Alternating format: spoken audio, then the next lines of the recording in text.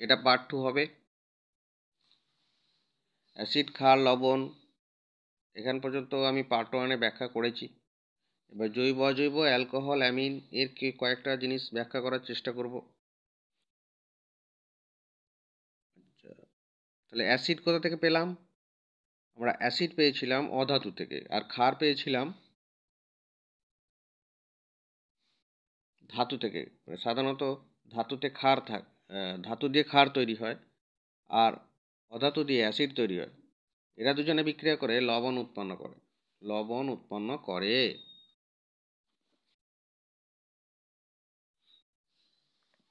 আলোচনা এখান পর্যন্ত হয়েছে। পার্ট 2 হচ্ছে, এটা পার্ট 2, আগে পার্ট 1 হয়ে গেছে। তাহলে অ্যাসিড অধাতু থেকে তৈরি হলো, ক্ষারক তৈরি হলো ধাতু থেকে। ক্ষারকদের যে অংশটা জলের সঙ্গে বিক্রিয়া করে এবং জলে দ্রবীভূত হয় তাদেরকে ক্ষার বলে। তাহলে অ্যাসিডের জলের সঙ্গে এরকম কিছু একটা ব্যাপার আছে, যেটা জলের সঙ্গে বিক্রিয়া করে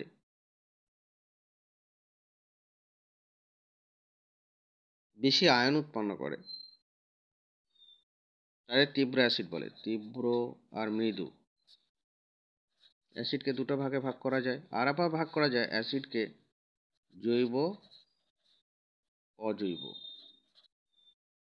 অজৈব দুটো ভাগে ভাগ। আচ্ছা, আমি একটা কথা বললাম আয়ন, সেগুলো আবার কি? আয়ন দু রকমের হয়, নেগেটিভ পজিটিভ, Na প্লাস আর Cl মাইনাস। ইলেকট্রন গ্রহণ বর্জন করে পরমাণু আয়নে পরিণত হয়। সোডিয়াম আয়ন উৎপন্ন হলো, সমীকরণ কেমন হবে? সোডিয়াম ইলেকট্রন ছাড়লো, Na প্লাস হলো। ক্লোরিন একটা ইলেকট্রন নিল, Cl মাইনাস হলো। আচ্ছা, যদি এমন হতো ক্লোরিন দুটো ইলেকট্রন নিয়েছে, তাহলে তৈরি হতো Cl দুটো মাইনাস। নাইট্রোজেন নাকি তিনটে ইলেকট্রন নিল, তাহলে মাইনাস এই রকম হবে। আচ্ছা, সোডিয়াম যদি দুটো ইলেকট্রন ছাড়তো কেমন দেখতে হতো? সোডিয়াম দুটো ইলেকট্রন ছেড়েছে, তাহলে Na প্লাস প্লাস হবে। বাস্তবিক সোডিয়াম ছাড়ে না, কিন্তু সমীকরণটা ওরকম হবে। আর ম্যাগনেসিয়াম যদি ইলেকট্রন ছাড়তো দুটো, তাহলে Mg প্লাস প্লাস হতো। এই যে আয়ন হলো, জলে দিলে অ্যাসিড কিংবা ক্ষার আয়ন উৎপন্ন করতেও পারে, নাও পারে। অ্যাসিড যদি অনেক ভেঙে যায়, মানে 100টা অণু দিলাম 100টাই ভেঙে গেল, তাহলে এটা তীব্র অ্যাসিড। আর যদি কম ভাঙে, 10টা ভাঙে, 5টা ভাঙে, তাহলে ওটা মৃদু অ্যাসিড। অ্যাসিডের দু রকম ভাগ হয়, ভাগটা করি ভালো করে। অ্যাসিড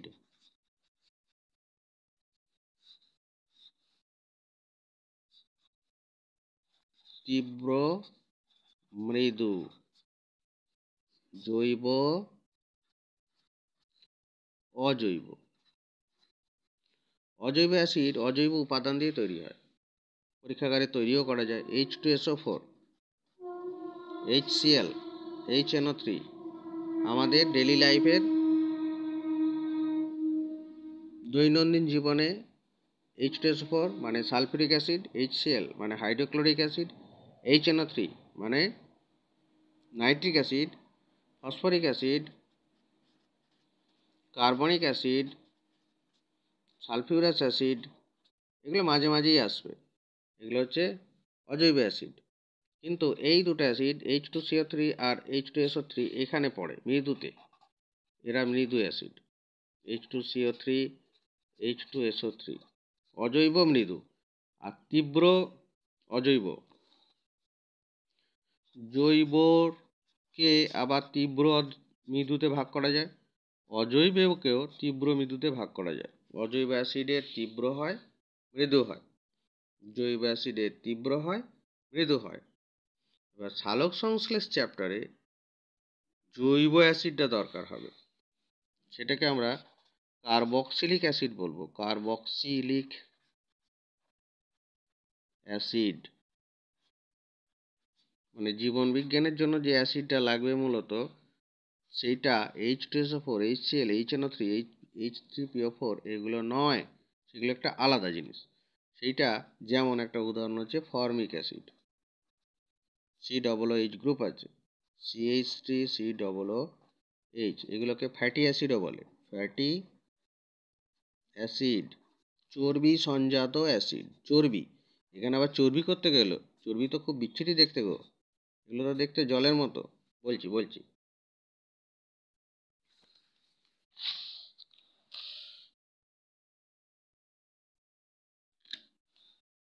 যেমন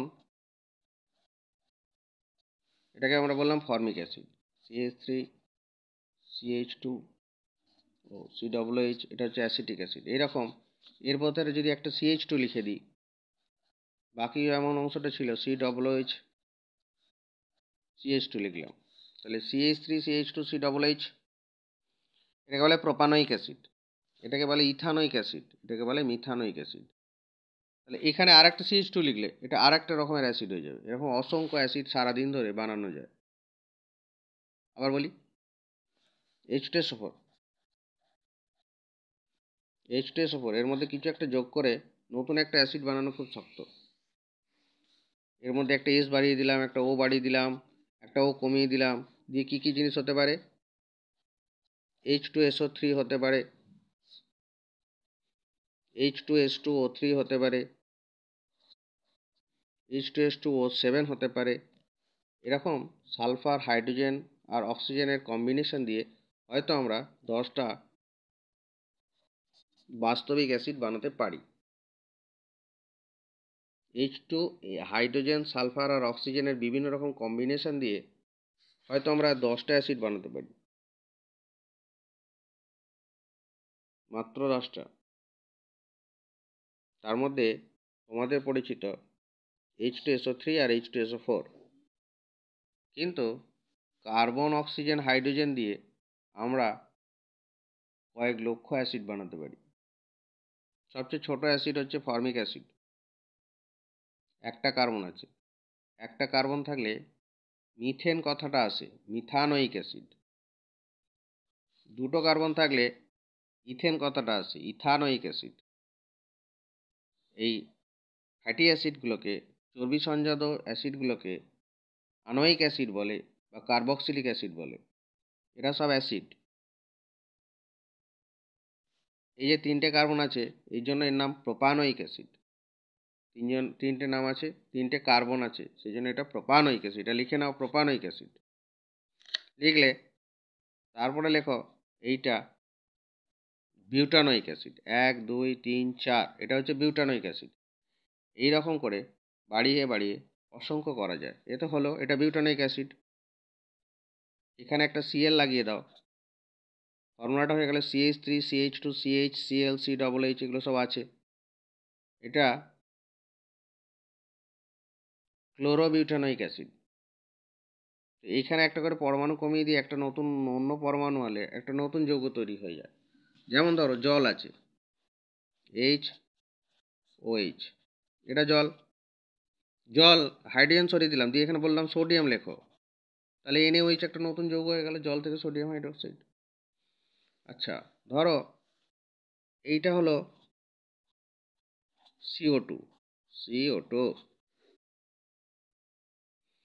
রাসায়নিক বিক্রিয়া এমন করা হলো যে এখানে দুটো হাইড্রোজেন, এখানে একটা হাইড্রোজেন এলো আর এখানে একটা H এলো। দেখো এই জিনিসটা কেমনভাবে লেখা হবে? ঠিক আছে তো?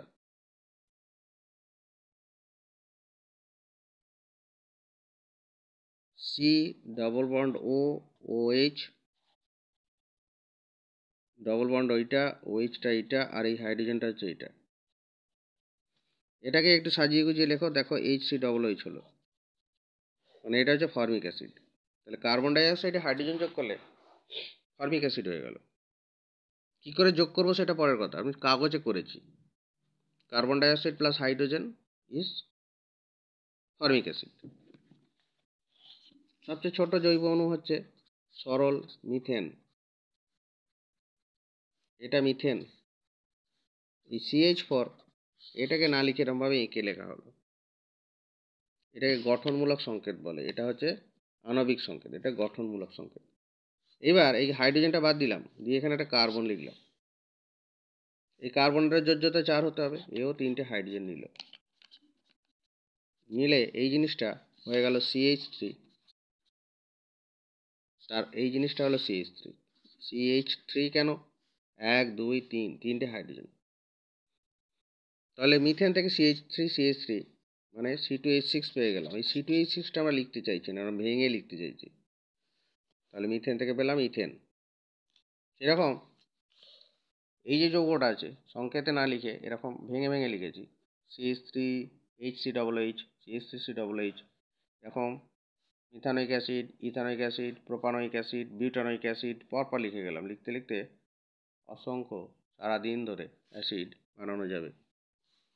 ধরো এইটাকে আমি বললাম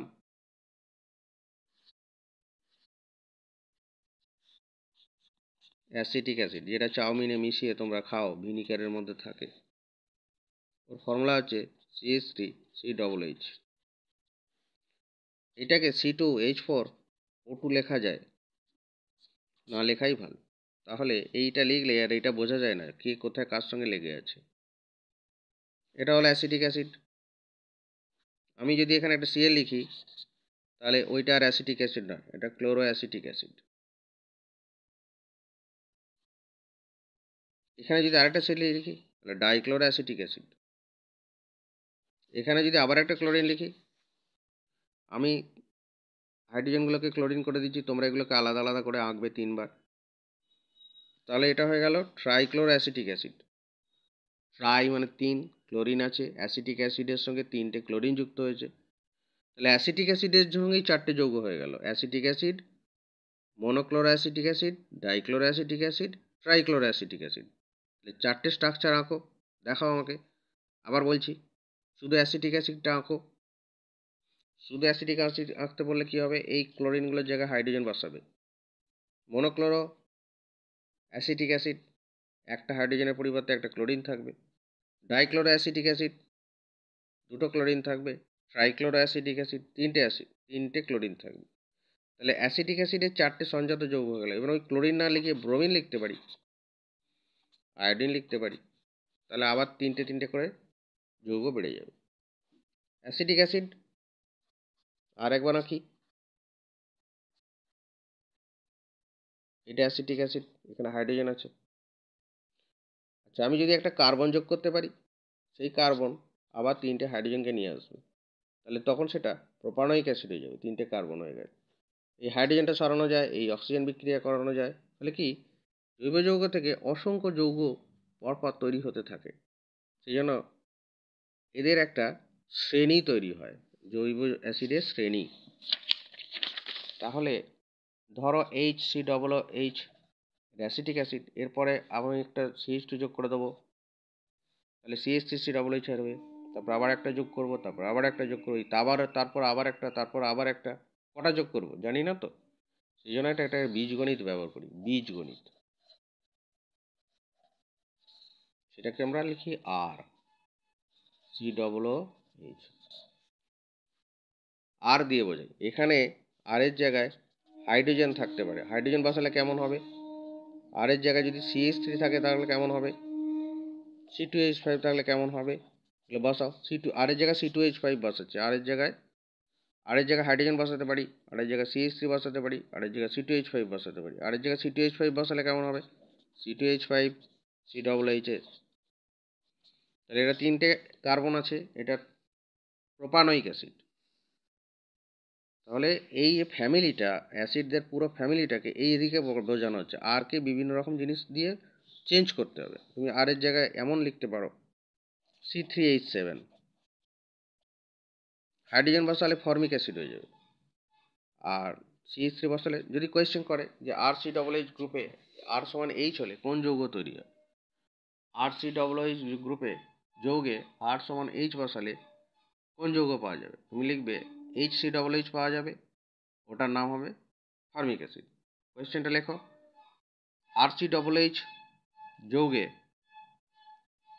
R সমান CH3 হলে কোন যৌগ পাওয়া যাবে, আর এর জায়গায় CH3 বসাবে, তখন নাম হবে, লিখবে এখানটা CH3COOH, সেটা হবে অ্যাসিটিক অ্যাসিড। অর্থাৎ অ্যাসিটিক অ্যাসিডে আরটা হচ্ছে CH3। তাহলে এটা হচ্ছে অ্যাসিডদের পরিবার। আচ্ছা, এইবার এইরকম অ্যালকোহল দিয়ে এসো। সবচেয়ে ছোট্ট অ্যালকোহল হচ্ছে CH3, OH, এটা হচ্ছে সবচেয়ে ছোট অ্যালকোহল, মিথাইল অ্যালকোহল। তার পরেরটা কি হবে না, এখানে একটা CH2 যোগ হবে।